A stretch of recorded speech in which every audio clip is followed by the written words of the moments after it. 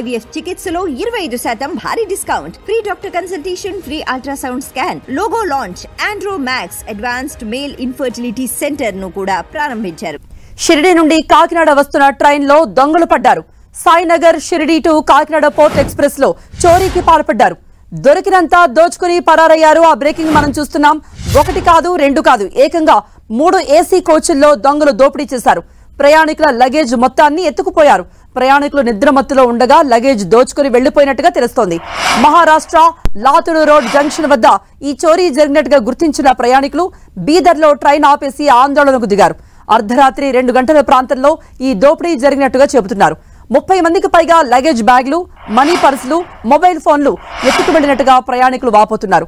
మొత్తం 3 బోగీలలో ఏసీ ప్రయాణికులే ఉన్నారు. మొత్తం 3 బోగీలు కూడా ఏసీ బోగీలే. అయితే ఇందులో ఏపీ ప్రయాణికులు ఎక్కువగా ఉన్నట్టుగా తెలుస్తోంది. ఈ ఘటనపై సౌత్ సెంట్రల్ రైల్వే పోలీసులు కేసు నమోదు చేసి దర్యాప్తు మొదలుపెట్టారు.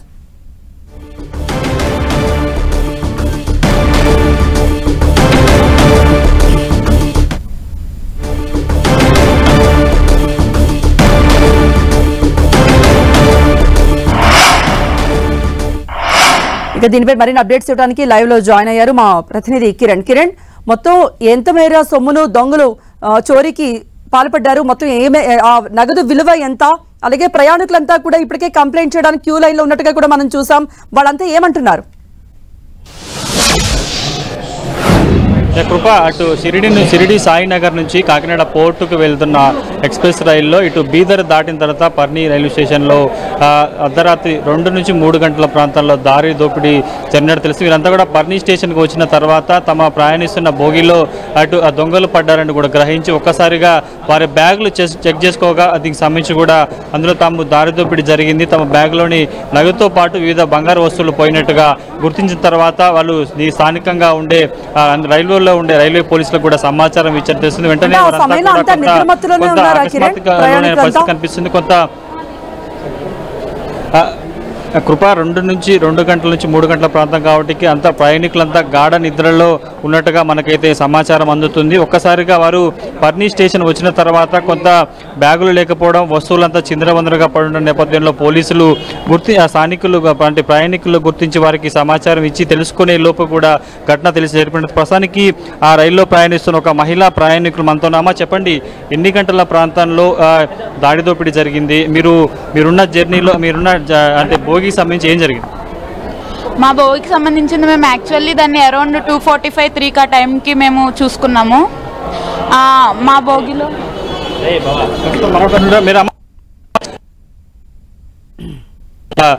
దోపిడీ జరిగింది అరౌండ్ 1 to 1:30 అలా జరిగినట్టుందండి.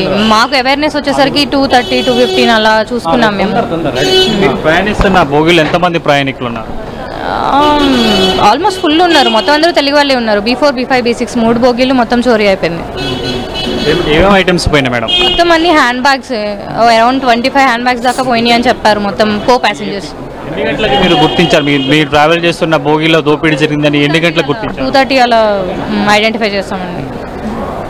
ఎవరికి సమాచారం ఇచ్చారు? అక్కడ టీసీ గారు ఉన్నారు. టీసీ గారు వెంటనే ఎఫ్ఐఆర్ ఫామ్ ఇచ్చారు. అవి సబ్మిట్ చేసాము. ఆన్లైన్లో టికెట్స్ కూడా రేజ్ చేసాము. నెక్స్ట్ ఆయన ఏమన్నారంటే బీదర్ రైల్వే స్టేషన్లో ఆపండి, అక్కడ చెక్ చేయండి, ఫోర్స్ వస్తారు అది ఇది అన్నారు. అక్కడ ఒక 1 hour ఆగి మాట్లాడడం. కానీ సికింద్రాబాద్లో వెళ్ళేసరికి ఇన్ఫర్మేషన్ ఇస్తాము, ఆ ఇన్ఫర్మేషన్ ఇచ్చిన తర్వాత మీరు అక్కడి నుంచి కదలండి లేకపోతే ఆపేయండి ట్రైన్ అని చెప్పారు. బట్ స్టిల్ మాకేమి ఇన్ఫర్మేషన్ ఇంకా ఏం రాలేదు. కొన్ని ప్యాసింజర్స్కి మొబైల్ ఫోన్స్ ఉన్నాయి. ఆ మొబైల్ ఫోన్ ట్రాకర్స్ ఇంకా పర్లీ స్టేషన్ నియర్ బై చూపిస్తున్నాయి. ట్రాకింగ్లో దొరకచ్చు వాళ్ళందరూ కూడా, ఎందుకంటే ఇది పెద్ద అమౌంట్లో కదా పోయింది. అందుకని అంటే మీరు ట్రావెల్ చేస్తున్న బోగికి సంబంధించి కావచ్చు, ఆర్పిఎఫ్ జేఆర్పిఎఫ్ గార్డ్స్ ఉంటారు, వారికి ఏమైనా సమాచారం ఇచ్చారా? ముందుగా మీరు టీసీకి సమాచారం ఇచ్చారు, టీసీ గార్డ్స్ దృష్టికి తీసుకెళ్లారా? ఇంకెవరు లేరండి, ఇంకెవరు ట్రైన్లో లేరు. నెక్స్ట్ బీదర్ స్టేషన్కి వచ్చిన తర్వాత 3-4 ఆఫీసర్స్ వచ్చి మాట్లాడారు. వాళ్ళు కన్విన్స్ చేసింది ఏంటంటే ఇప్పటిదాకా జరుగుతాయి, అలాగే కొంతమంది రికవర్ అయినాయి, కొంతమంది రికవర్ అవ్వలేదు, బట్ మీవి రికవర్ అయ్యే నమ్మకం ఏంటి అని అంటే మేము ఇన్ఫర్మేషన్ పాస్ చేస్తాము అని అన్నారు. ఎక్కడికక్కడ డ్రాప్ ఆఫ్ అయిన చోట కంప్లైంట్స్ రేజ్ చేయమన్నారు, బట్ సెక్యూరిటీ అయితే లేదండి. మీరు ట్రావెల్ చేస్తున్న కోచ్కి సంబంధించి కూడా రిజర్వ్డ్ బోగీలో ఖచ్చితంగా round the clock mid night ఆ ప్రయాణికులకు సంబంధించి కూడా పెట్రోలింగ్ వాచింగ్ చేస్తూ ఉండాలి. ప్రయాణికులకు సంబంధించి ఎవరైనా కొంత అనుమానాస్పద కనిపిస్తే వారు కూడా కష్టం. కానీ మీరు ట్రావెల్ చేసిన బోగీలో ఎవరు లేరా? పోలీసులు కావచ్చు? ఎవరు లేరండి. మిడ్ నైట్ ఎవరు లేరు. 10 o'clock అరౌండ్ వచ్చి కొంచెం ఇన్ఫర్మేషన్ అంటే జస్ట్ ఇలా పాస్ అయ్యారు, ఫోన్స్ అయ్యి కొంచెం చేసుకోండి అని చెప్పారు, అంతవరకే. 10 o'clock ఆల్మోస్ట్ అందరూ మెలకుగానే ఉంటారు, బట్ అరౌండ్ 2 o'clock 1 o'clock ఆ టైంలో ఎవరు ఉండరు కదా, ఎవరు మెలకుగా ఉంటారు. ఆ టైంలో మనకు సెక్యూరిటీ కావాలి. ప్లస్ ఇంకొకటి, ఇంతకు ముందు అన్ని జరుగుతున్నప్పుడు ఇప్పటికి ఆల్రెడీ అవేర్నెస్ ఉండాలి, సెక్యూరిటీ ఉండాలి. ఇప్పటిదాకా ఎప్పుడు సెక్యూరిటీ లేదు. ఆల్రెడీ మేము లేచి చూసుకున్నా కూడా ఎవరు అసలు లేరు బోగీలో. టీసీ గారు ఇంకొక 3 బోగీలు అవతలు ఉంటే ఆయనకి వెళ్ళి కంప్లైంట్ చేస్తే అప్పుడు ఎఫ్ఐఆర్ ఫామ్ సబ్మిట్ చేస్తారు. సమాధానం చెప్పారు, బ్యాగులు పోయినాయి, తమ వస్తువులు పోయినాయి. టీసీకి మీరు ఆయన దృష్టికి తీసుకెళ్ళినప్పుడు ఆయన వద్ద నుంచి ఎలాంటి సమాధానం? ఎఫ్ఐఆర్ ఫామ్ ఫిల్ చేయమన్నారు. నేను పై ఆఫీసర్స్కి మొత్తం అంతా ఫార్వర్డ్ చేసామన్నారు, అంతవరకేనండి. అంతకు మించి ఏం చేయలేదు. బీదర్ స్టేషన్లోనే చూసుకుందామన్నారు. అక్కడ వచ్చి వాళ్ళు కన్విన్స్ చేశారు, ఒక 1 hour ఆపేమైనా కానీ ట్రైన్.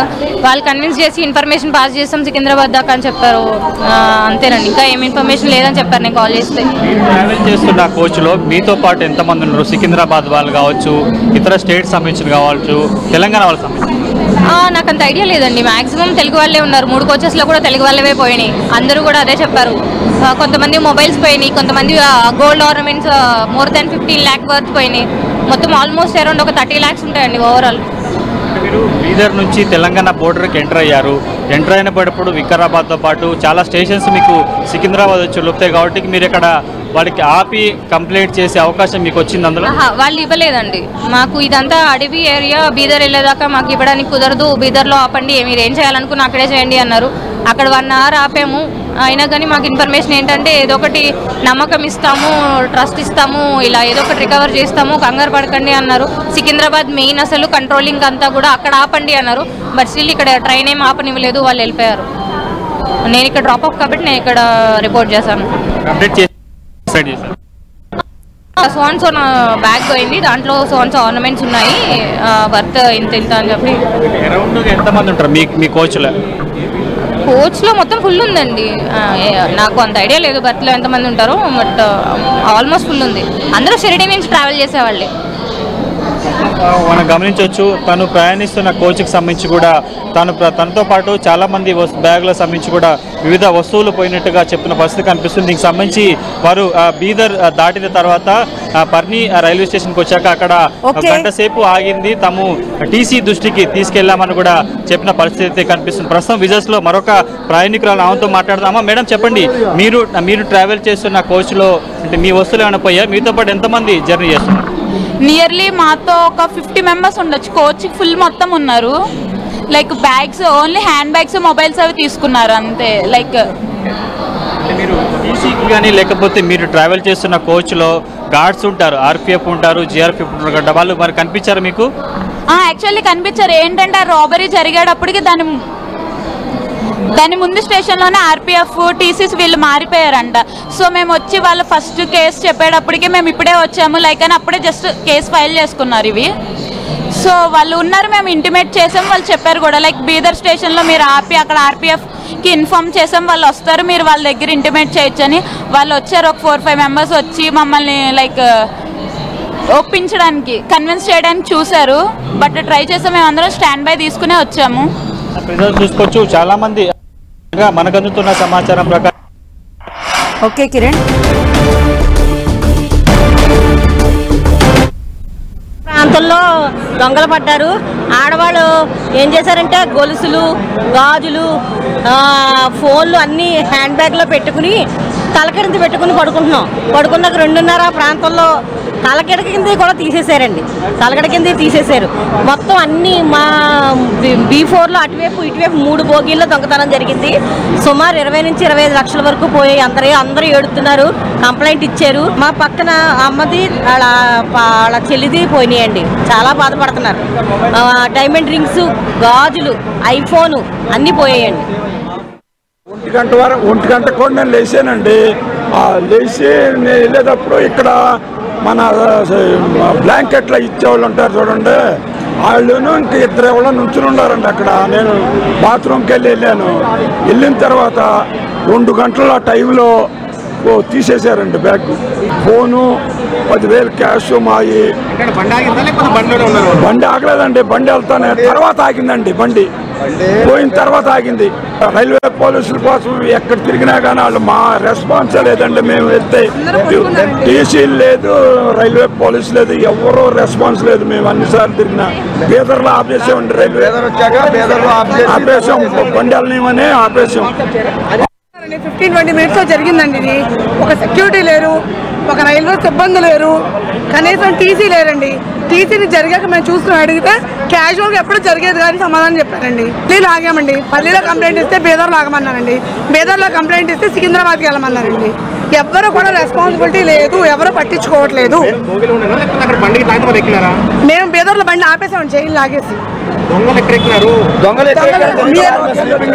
నియర్ పల్లీలో అటుగాని ఇటుగా నియర్ పల్లి మేము ఇచ్చాము. ఆన్లైన్లో కంప్లైంట్ ఆల్రెడీ వెళ్తుంది, మేము చెప్తాము మీకు జరుగుద్ది, నెక్స్ట్ స్టేషన్కి వెళ్ళండి అన్నారండి. మళ్ళీ అన్నారు మీరు ఎక్కడ దిగితే, ఇప్పుడు ఏలూరు అయితే ఏలూరు, ఖమ్మం అయితే ఖమ్మం, మీరు ఎక్కడ దిగితే అక్కడ లోకల్లో ఏమన్నారండి.